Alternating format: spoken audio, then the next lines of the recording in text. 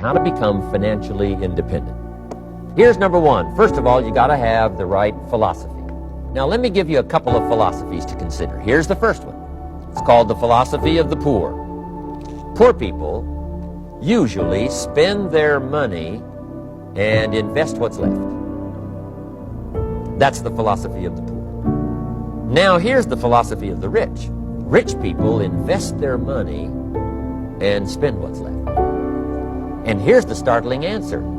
It really doesn't matter what the amount is. What's most important is not the amount. What's really important is the philosophy. So I would ask you to adopt this philosophy. And I've got a little formula that I'm going to share with you. Now, what should a child do with $1? Here's one opinion. It's only a child and it's only $1. What difference does it make? Well, in my opinion, it makes all the difference in the world. A person's economic future starts with a child with $1. Somebody says, oh no, you're only young once, let him spend $1. Well, when would you hope that would stop? Somebody says, well, wait till he's 50 and broke like me and then he'll learn. Well, no, we don't want to wait that long. So what should a child do with $1? Here's the simple premise to begin with. Don't spend it all.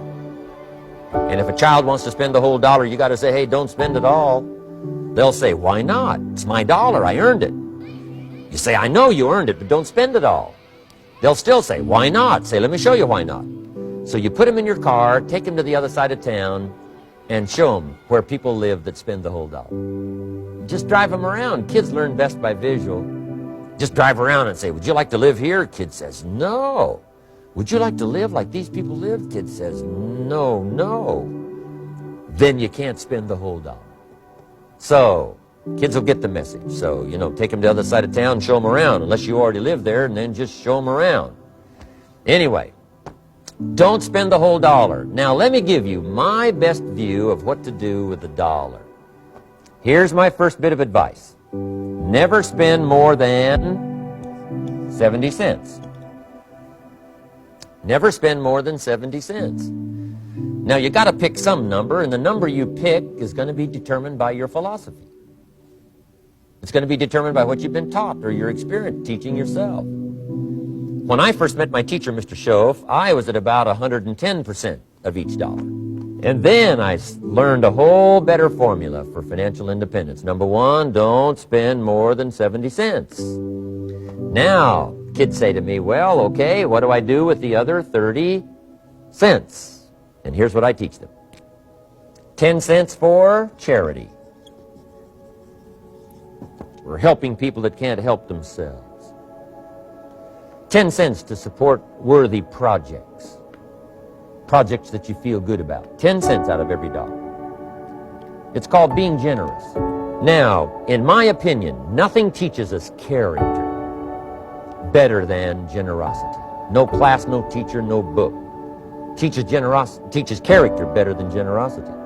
And the best time to start is when the amounts are small, because when the amounts get larger, sometimes it's a little more difficult.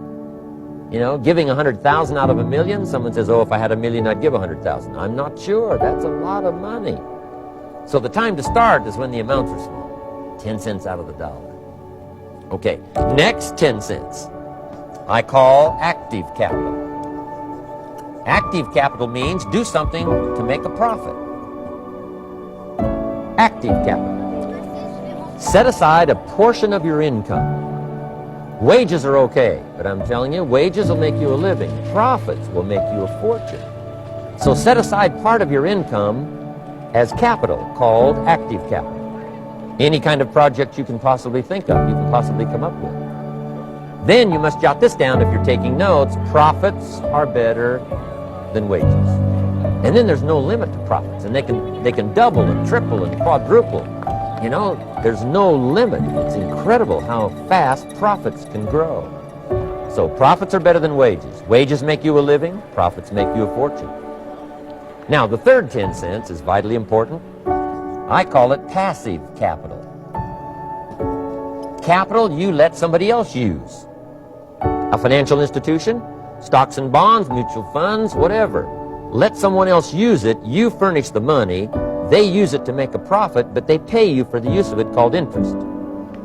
And here's one of the things that'll make you financially independent fairly quickly, and that's called compound interest. And this is how you get it. Letting someone else use a portion of your money, your substance. They show the profit, they pay you interest. And this passive capital, I'm telling you, over a sustained period of time, if you'll develop this little 10, 10, 10, and 70, you will be financially independent. You'll have the ability to live from the income of your own resources. And then one more point on passive capital. The borrower is servant to the lender. And if you want to be in a powerful position as you grow older, finally when you become mature, maybe have your own business, things have worked out for you for the future, the position you always want to be in is the power position. And that's called the lender. The lender is the power position. So if kids learn early enough, and then you ask them what they'd like to be when they grow up, I'm telling you, once they understand, they'll say, well, one of the things I want to be is one of those lenders. That's the power position, not the spender. No, you'll be pitied the rest of your life if you just become a spender. You gotta become a lender. Can't we teach our children how to take $1, search the neighborhood, find a broken wagon, pay $1 for it, bring it home, clean it up, sand it until it's clean, paint it red till it shines, straighten out the wheels till they're true, take it back to the neighborhood, sell it for $5? Anybody can do that. Finding something, touching it, making it better, making a profit. Now, does the child deserve $4 profit? And the answer is yes. Society now has a mended wagon. Capital in the hands of the kids, capital in the hands of the people. Enterprises that make a profit, enterprises that grow. It's the hope of our future. So that little simple formula, I hope, will help you. Now, one more key on financial independence, and that is attitude. Attitude. Here's number one. I used to say, I hate to pay my bills.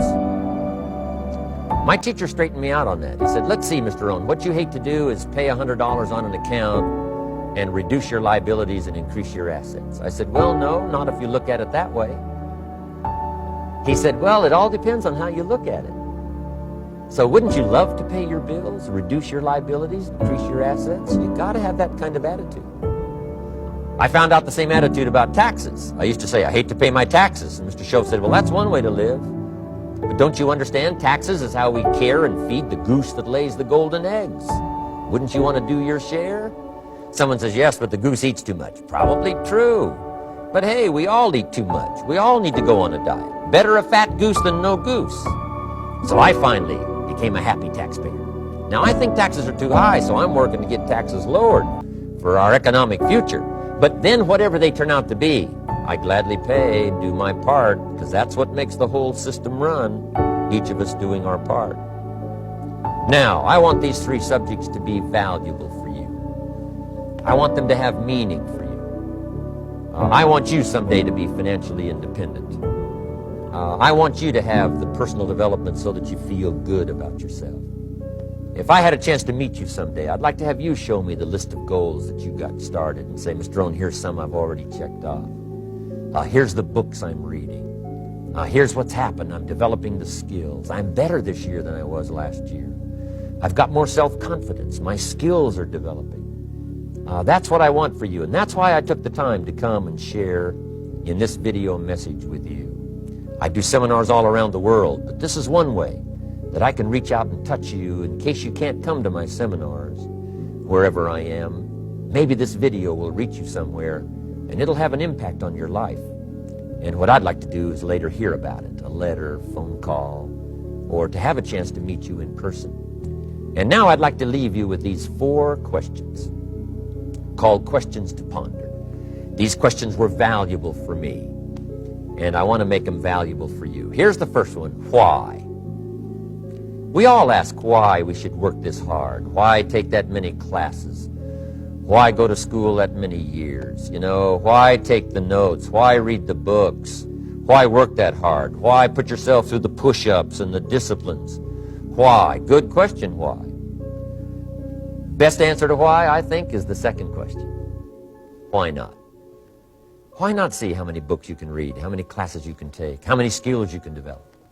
Why not see how valuable you can become to the marketplace and to your friends and to your family? Why not see what you can make of yourself? Why not see how far you can go, how much you can see, how much you can earn, how much you can share? Why not?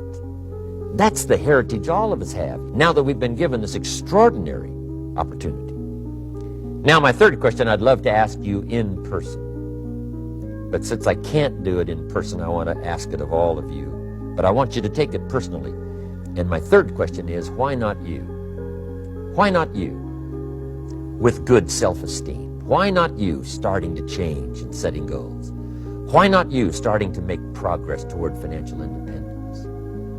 If I can do it, you can do it. I wished I had a lot more testimonials here today besides mine. A whole steady stream that would come by and tell you their story. Someone who started with nothing, finally run a big enterprise. A mother who was on welfare, now she owns her own business. In addition to my story, I wish I had a lot more. And if all of them told their story, guess how they would probably wind up their story? They'd probably say, just like me, why not you? If we can read, you can read. If we can change, you can change.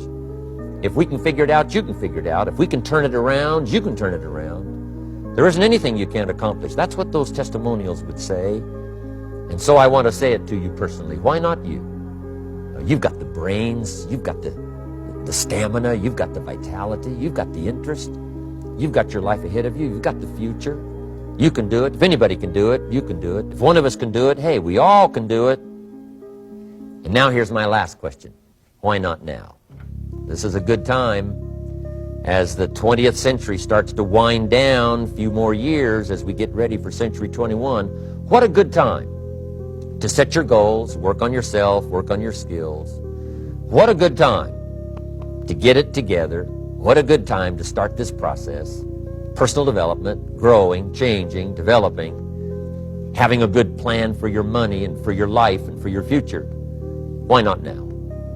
And I hope I have a chance to see you one of these days and share with you the experience, the reaction, response you might have had from my message today.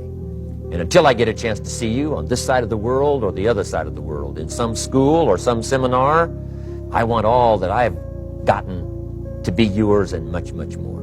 God bless. Goodbye.